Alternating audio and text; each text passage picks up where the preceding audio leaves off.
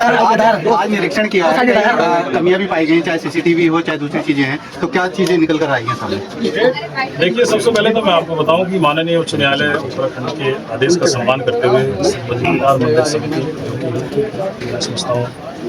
उत्तराखंड पूरे देश में सबसे पुरानी संस्थान है। 1939 में मंदिर समिति का गठन हुआ था और 47 मंदिर इस समय जो है कि श्री बद्रीनाथ मंदिर समिति के पास है, जिसमें दो बड़े नाम है, श्री केदारनाथ जी और श्री बद्रीनाथ जी। और उसके बाद माननीय न्यायालय के बाद में हमारे पास 45 हमारे पास अधीनस्थ मंदिर है और एक मंदिर हमारे पास चंडी मंदिर है। 2 जुलाई को हमने जो है कि इस मंदिर को टेक ओवर किया था। उसके बाद से हमारी मंदिर समिति के यहाँ पर स्टाफ सभी, हमारे वेद पाठी और प्रशासनिक अधिकारी सभी व्यवस्थाएं यहाँ पर देख रहे हैं और आपने देखा भी है कि उन व्यवस्थाओं को हमने किस प्रकार से धीरे धीरे चीज़ों को यहाँ पर ठीक किया है। लाइटिंग की व्यवस्था हो, जिला प्रशासन ने यहाँ पर अतिक्रमण अच्छी प्रकार से ठीक किया है। और भी जो कमी है, आज में पहला मेरा दौरा था और मैंने आज देखा कि आने वाले समय में आपको पता है कि जल्दी 3-4 दिन के अंदर जो है कि बड़ा पर्व जो है कि नवरात्रि यहाँ पर आने वाला है और पूरे देश दुनिया से जो है कि यहाँ पर लाखों श्रद्धालु यहाँ पर आते हैं, जिसके लिए हमारी सरकार, हम सब लोग वचनबद्ध हैं कि जो सरकार जो ये तीर्थ यात्री यहाँ पर आते हैं एक अच्छा संदेश लेके जाए, उनको सुलभ और सरल दर्शन हम किस प्रकार से कराएं और यहाँ पर तीर्थ यात्रियों के लिए जो व्यवस्थाएं होनी चाहिए उनको ठीक प्रकार से करेंगे। जैसे सीसी कैमरे हैं, रास्ता का रूट है यहाँ पर, उसमें जो है कि ठीक प्रकार से मैटिंग काफी फिसलन वगैरह रहता है। यहाँ पर मैटिंग वगैरह हमने पहले भी कराई थी और जगह भी जहाँ पर मैंने अभी निरीक्षण किया था,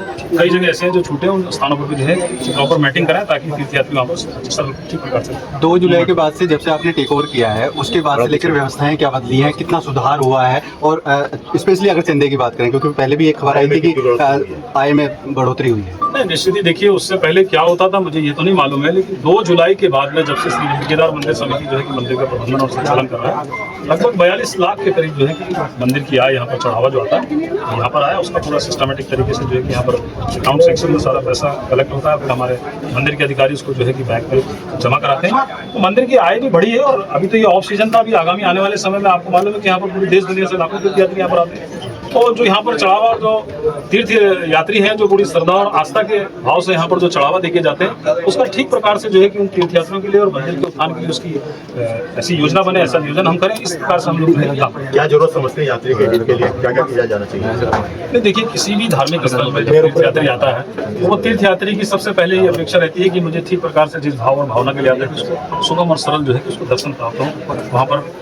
आने जाने का मूवमेंट ठीक प्रकार से हो, जिस आस्था भाव के लिए वो यहाँ पर पहुँचता है वही उसका सबसे मुख्य उद्देश्य ये होता है कि वहाँ पर दर्शनों की व्यवस्था इस प्रकार से हो कि उसको ज़्यादा परेशानी का सामना न करना पड़े। और उसको लेकर हमने भी आज निरीक्षण भी किया, बहुत सारी चीज़ें हैं आने वाले समय में आपको दिखाई देंगी। जैसे कि मैंने कहा कि पहले भी हमने यहाँ पर जो मैटिंग की व्यवस्था थी और जिला प्रशासन ने आपने आपके ठीक सामने आप देख रहे हैं किस प्रकार से यहाँ पर अतिक्रमण था, मूवमेंट की बहुत दिक्कत रहती थी, अंदर भी बहुत जगहों पर कहीं पर अतिक्रमण है। लेकिन मेरा मानना है कि किसी भी धार्मिक स्थल में, किसी भी सार्वजनिक स्थल पर जो है कि अतिक्रमण नहीं होना चाहिए, अतिक्रमणकारियों के खिलाफ जो है कानून जो है सख्त कार्रवाई करेगा। इसके अलावा जो बीकेटीसी का टेक ओवर है वो कंटिन्यू रहे, क्योंकि व्यवस्थाएं अच्छी हैं, उसके बाद से व्यवस्थाएं अच्छी हुई हैं, चंदा भी बढ़ा, आय भी बढ़ी है, ताकि ये आय बढ़ती रहे, तो उसको कंटिन्यूशन के लिए क्या कोई प्रयास किए जाएंगे? हालांकि कोर्ट का आदेश है।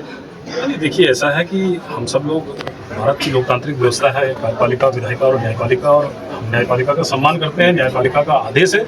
इसका प्रबंधन जो है कि श्री बद्रीनाथ मंदिर समिति जो है चलाए, क्योंकि आप सब जानते हैं कि श्री बद्रीनाथ मंदिर समिति में कई बार बोल चुका हूँ कि एक बहुत बड़ा संस्थान है जो 1939 से काम कर रहा है। तो निश्चित ही जब तक न्यायालय का आदेश, अभी न्यायालय में मामला विचाराधीन है, सुप्रीम कोर्ट ने भी आदेश किया है कि जो हाई कोर्ट का आदेश था वो कंटिन्यूअस रहेगा, बद्रीनाथ मंदिर समिति चंडी मंदिर का संचालन और प्रबंधन करेगी।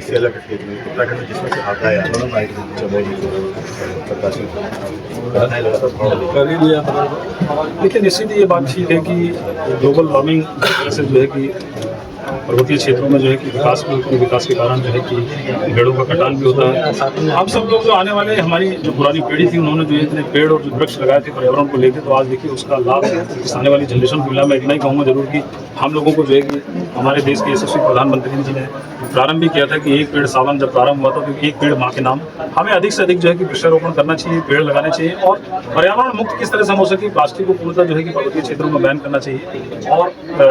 प्रकृति के संरक्षण के लिए मैं समझता हूँ कि हम सबकी नैतिक जिम्मेदारी की हम सबको थोड़ा सा पर्वतीय क्षेत्रों में या पहाड़ी क्षेत्रों में या हिमालय, उच्च हिमालय क्षेत्रों में जो है प्रदूषण से कम इसको जो है अनियोजित विकास भी इसका कारण है। देखिए, स्वाभाविक है कि जब विकास होता है तो वर्षा पर्यावरण के साथ में कहीं ना कहीं पर छेड़छाड़ होती है, लेकिन इन सबों पर जो है कि तकनीकी रूप से मैं समझता हूँ कि बहुत सारी संस्थाएं इस पर काम कर रही हैं। वाडिया इंस्टीट्यूट है हमारा, जो बहुत सारे